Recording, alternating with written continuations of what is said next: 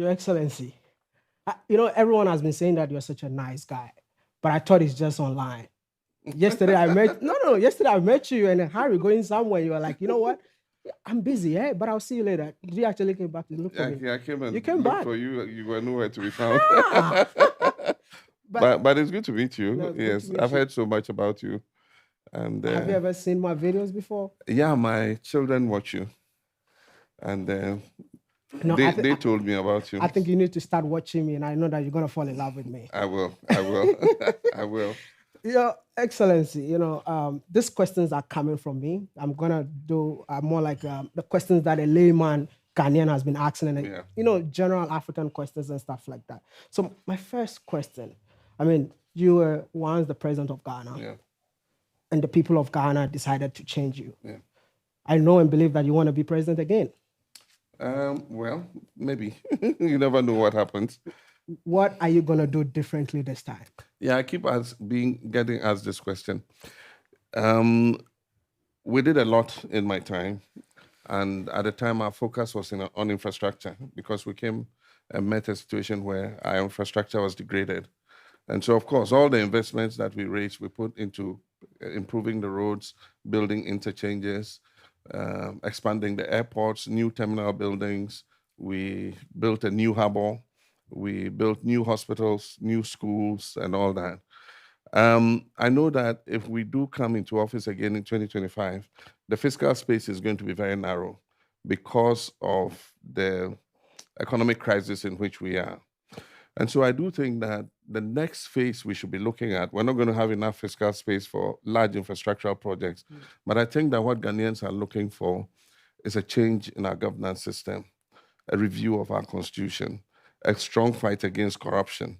I mean, those are the kinds of things young people are looking for. But at the same time, raising investments and putting them in areas where young people can get opportunity to develop their full potential. And so I think that is the agenda for a next NDC administration. It might be me, it might be one of, we're going to have primaries and people are going to contest.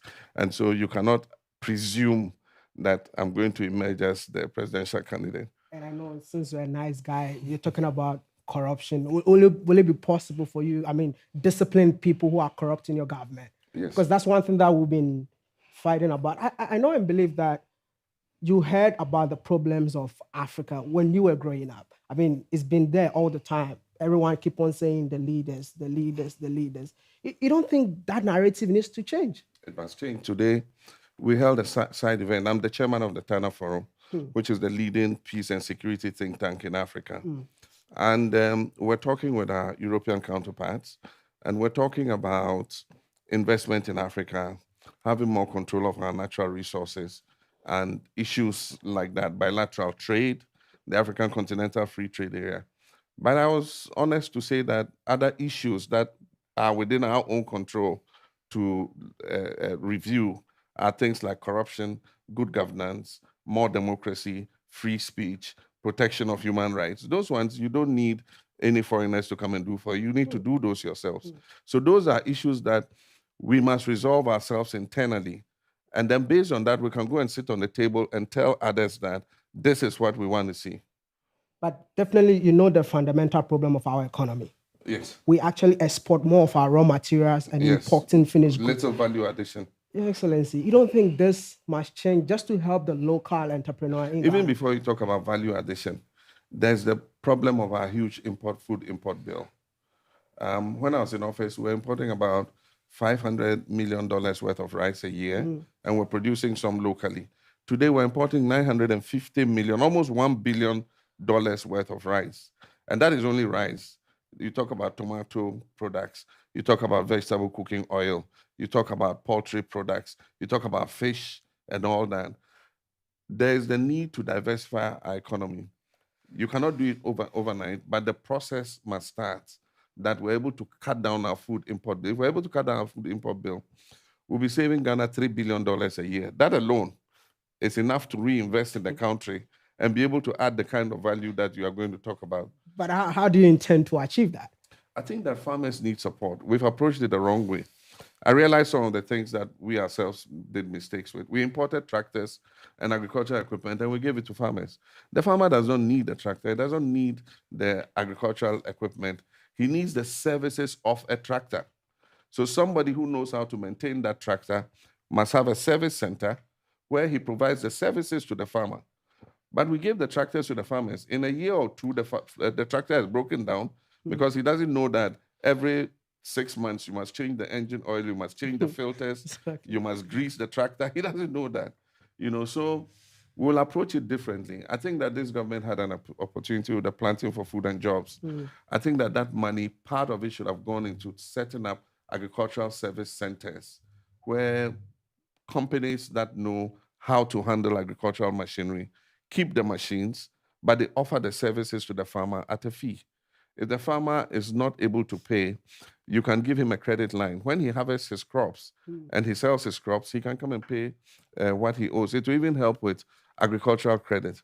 Because one of the things that I do on the continent is to travel different African countries, promoting young entrepreneurs. And one of the problems that everyone talks about is funding, especially in the agri sector. Yeah. I mean, the youth of Africa today cannot fund this kind of project. So I don't know if the government will come in terms of, if your government comes to power, you come in terms of providing funds for young farmers. I think that would be incredible, man.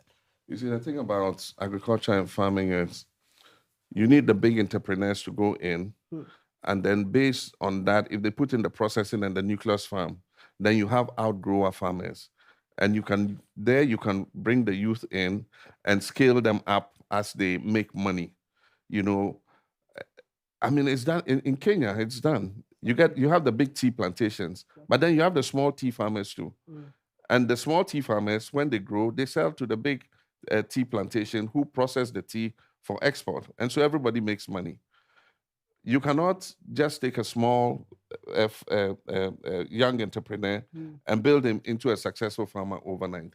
He needs to be mentored by a bigger entrepreneur. And don't tell me we don't have entrepreneurs in Ghana. We have them. They're buying Ferrari cars, they're buying Bugattis.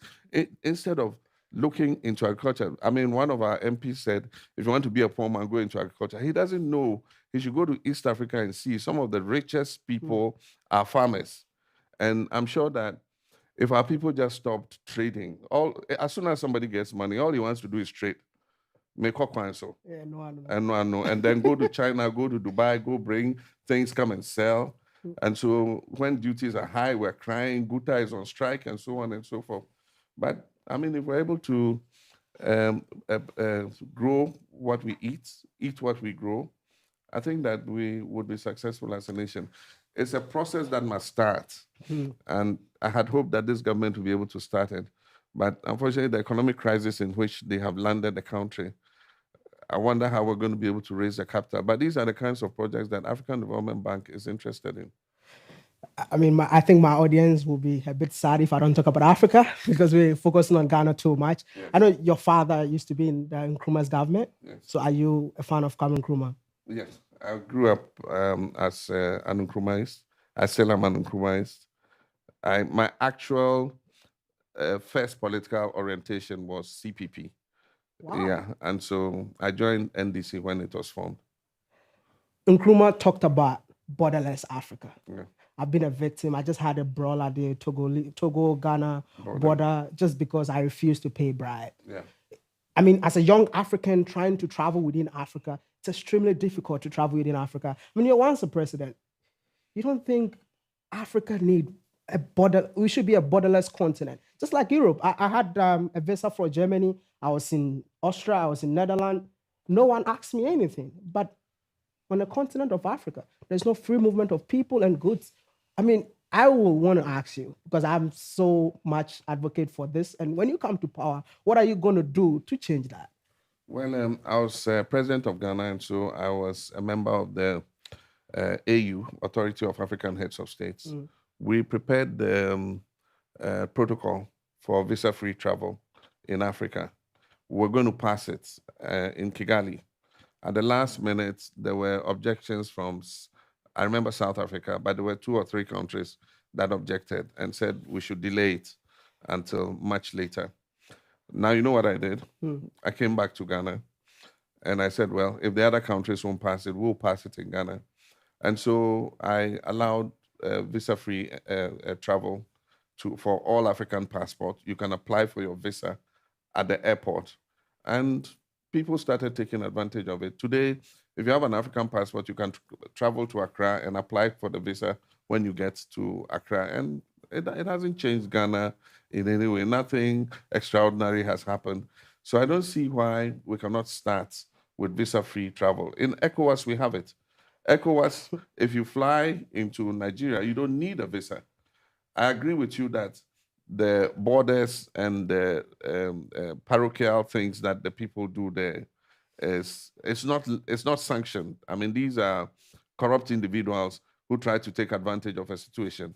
Otherwise, in ECOWAS, we should be able to travel to and from each other's countries without paying anything, I mean, the passport control or whatever control is just for record purposes and to capture the statistics of how people go back and forth. But otherwise, you're not supposed to pay anything. And I do think that we should sanction people like that. You should have reported whoever it was. I did. I even made videos about it, but nothing happened. I see. And it's not just me, because I met thousands of people at the border who did not have the 2,000 franc just to cross to Togo, so they were stuck at the border. And the same thing happens from. Was it on the Ghana side? On the Togo side. So I finished. You have to pay 2,000. So it's everywhere. If the Togolese are coming to Ghana, they have to pay. If Ghanaians are going to Togo, they have to pay. It's something that exists at our borders. Is it a single stop border crossing point? Because we built, before I left office, I know we built a border crossing point where both the Togolese and Ghanaian immigration and customs were supposed to do a one-stop check. It's not like that. You're talking of Aflao? Aflao, yeah. It's not like that. Aflao, you come to the Togolese side, then you cross over, come to the Ghanaian side. Exactly. Before I let you go, I know my time is up, but Your Excellency, when it comes to Ghana, I know there is a national development plan, but we don't implement the national development plan, and that is hindering Ghana's development. I personally believe that Ghana will never develop if we don't start working on our development plan. It's just that I saw you did projects somewhere around the Volta region, going to the Volta region. When the next president came, they abandoned it. Yeah. I don't think it has to be like this. If there is a national development plan that if you're out of office, the next president that comes to power needs to make sure he continue where you left. What are you going to do different with this law that we have in Ghana? We developed the national development plan. We had a 40-year development plan, and we spent government resources developing it. We consulted the chiefs, we consulted everybody, the MPP were involved, we consulted parliamentarians, everybody. And then we adopted the 40-year development plan. When the new government came, they threw it out and then replaced it with Ghana Beyond Aid. I haven't seen that plan yet. Nobody has consulted me on it. I don't know what is in it, but that is the unfortunate truth. Any new government that comes throws the development plan of the previous one away. And even though our constitution says that any government that comes into office must continue the projects, development projects of its predecessor government, unfortunately, that doesn't happen. I started building 200 community day schools. Almost 50% of them are abandoned. Some are completed. This government has refused to open them. It's a pity, but that is part of what is holding us back as a country. Your Excellency, thank you so much for your time. This is our way match, yeah? And I know and believe that we're going to have home match when I see you in Ghana. Thank you so much for coming, and I really appreciate you. But I just want to take the opportunity to extend my condolences to the family of our football staff, Christian Achu, who died in the Turkish earthquake. Yeah, may his soul rest in peace. Thank you. Thank you.